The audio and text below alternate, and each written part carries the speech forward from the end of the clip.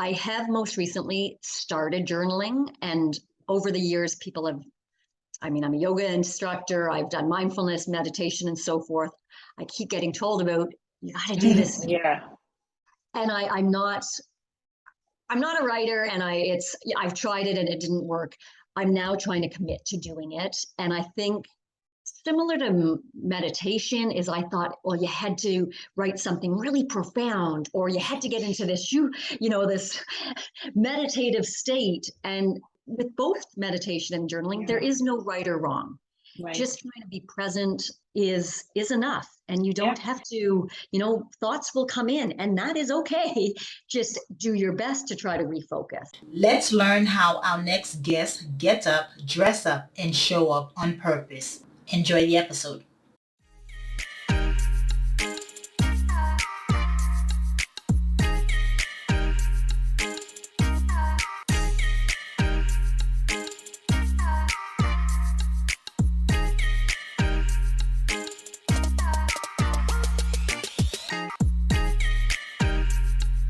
Hello, morning enthusiasts. Welcome to the Best Morning Routine Ever podcast. I am your host, Dr. Lunid, and today I have the honor of introducing a very special guest to the show, Jennifer Smrz.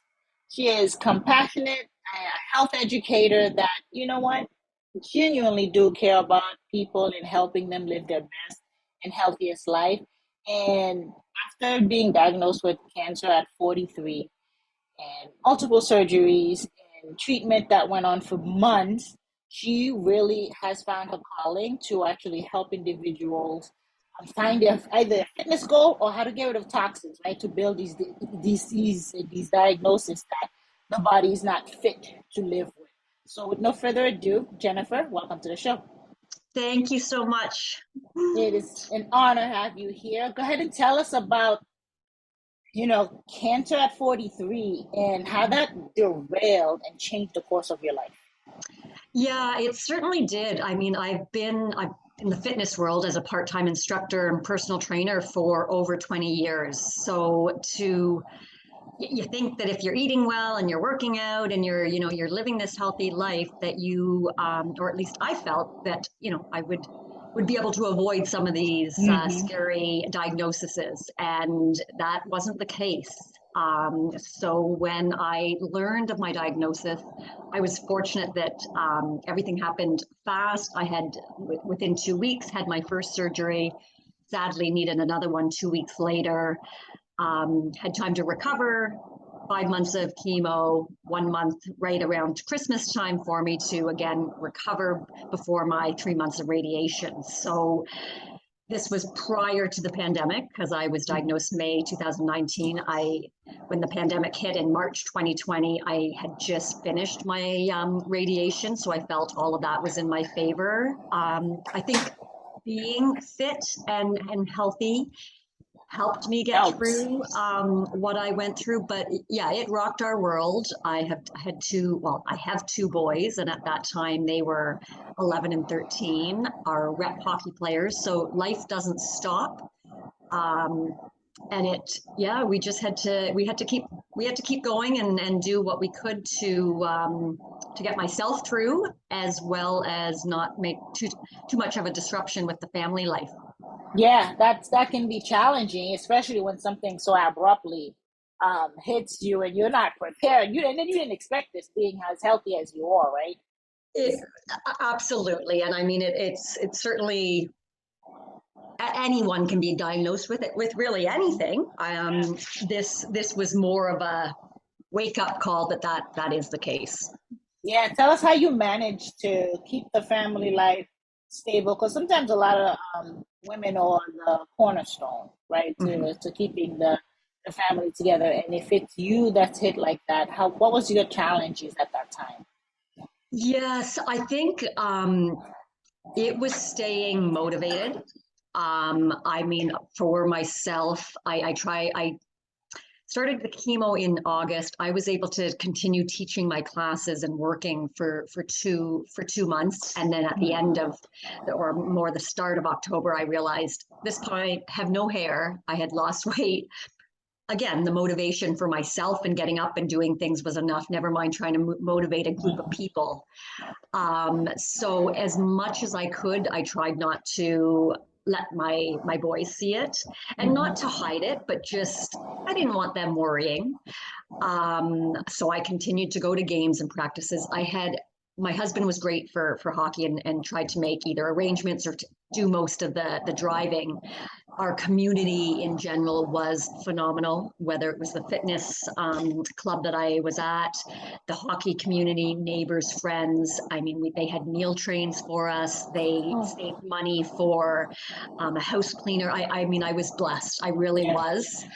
And for myself, it was just trying to incorporate coping strategies, deep breathing, trying to go for walks and outside in nature. And I really, my workouts, so to speak, the traditional workouts that I was doing, I couldn't continue and didn't have the strength, interest, or anything for, but I did try to move my body in some way every day. And again, I do think that helped. And as much as I could, try to, get the nutrients in and drink water and healthy choices. So I think all those together helped.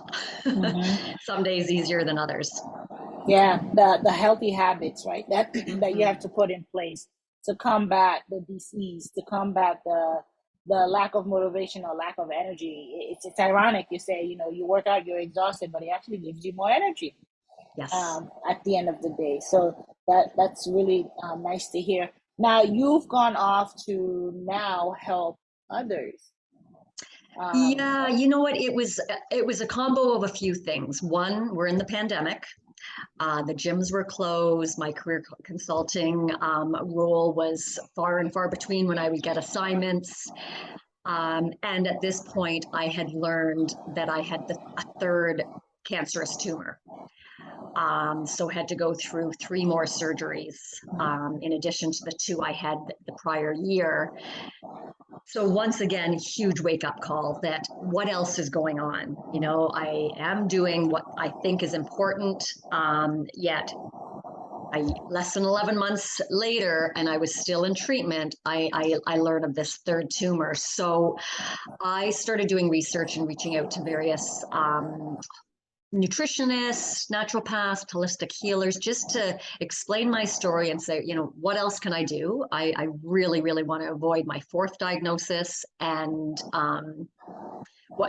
is there any suggestions? And I kept getting directed to do more research on the household products that we use and the number of toxins that are quite dangerous to our health that we use probably on a daily basis.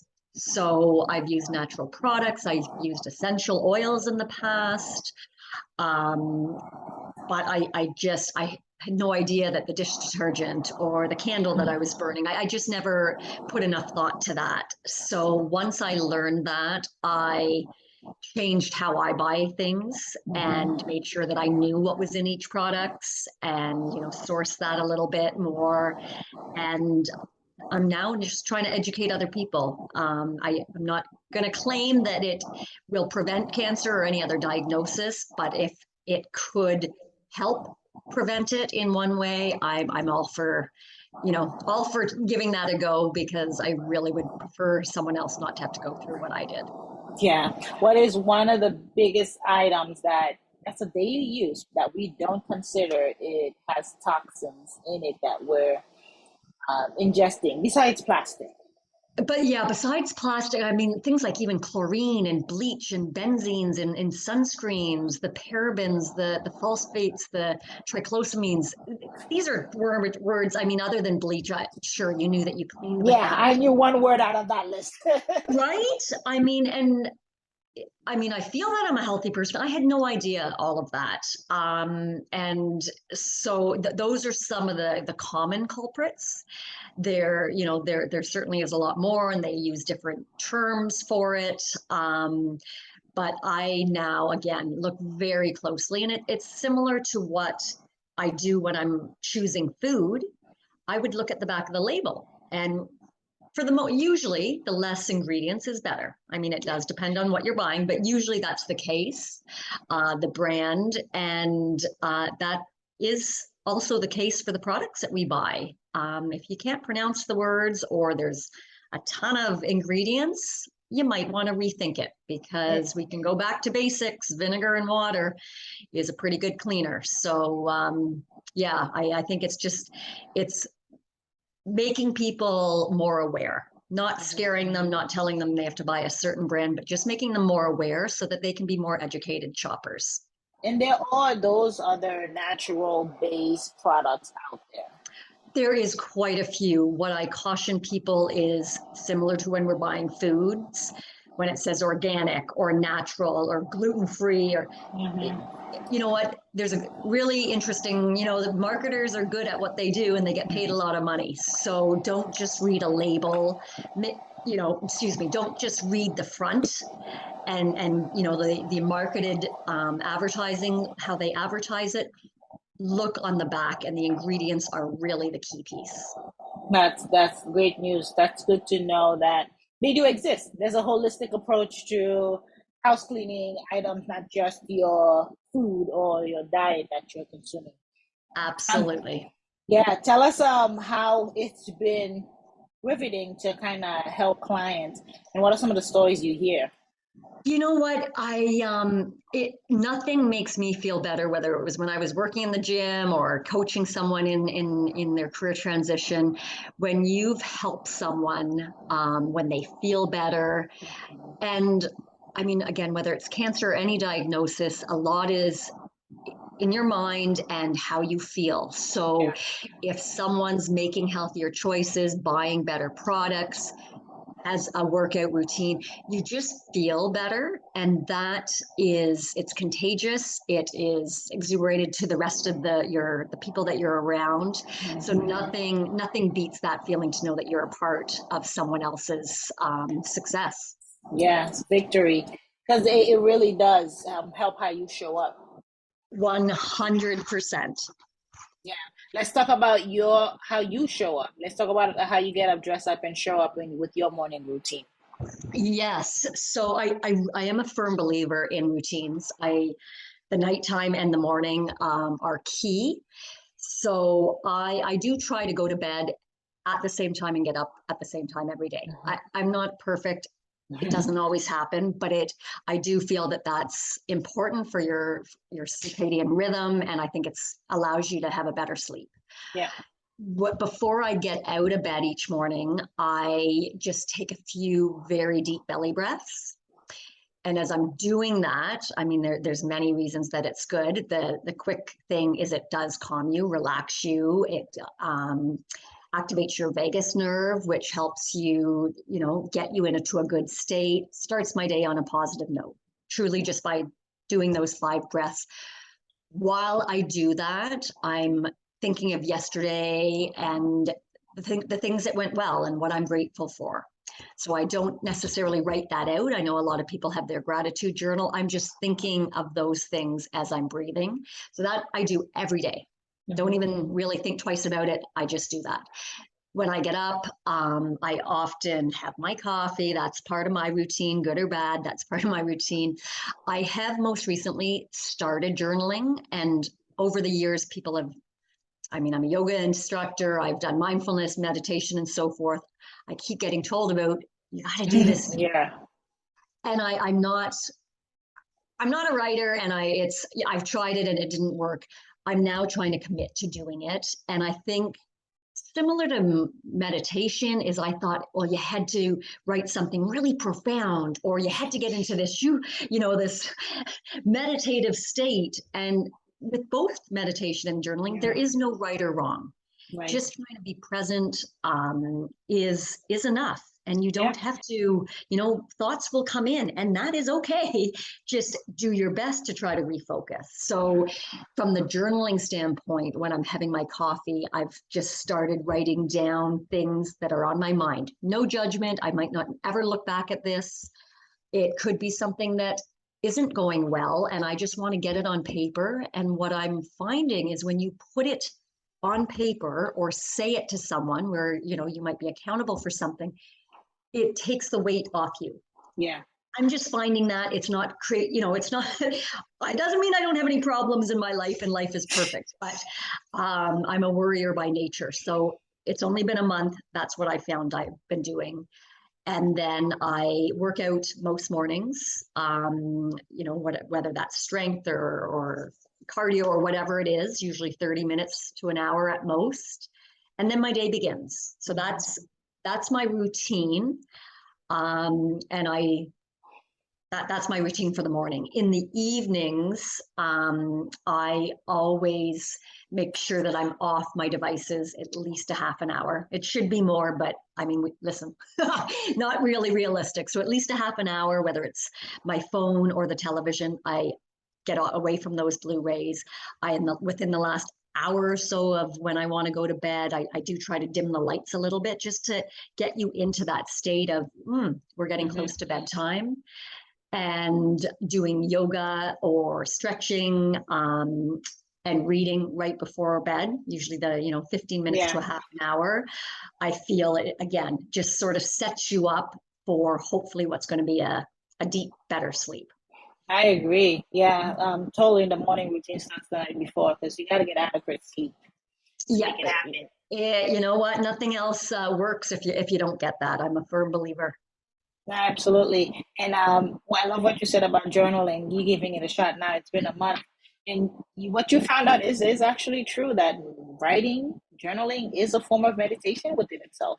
Mm-hmm. And you have the same challenges as you would if you were to meditate. It's just Right. a matter of like focus, judgment, and focus. Mm-hmm. All that comes through while writing. So your morning routine sounds really, really chilled right at the beginning, and it kind of helps set the tone for the rest of the day to kind of give you that calmness to navigate the day. It's really nice. Absolutely. Thank you for sharing that. Tell us about where we can find you. How can we connect with you? Absolutely. So I am on LinkedIn. I was a little bit more present in months prior, but I certainly can be found on LinkedIn, Jennifer Smrz. And I have my website, which is www.jenn,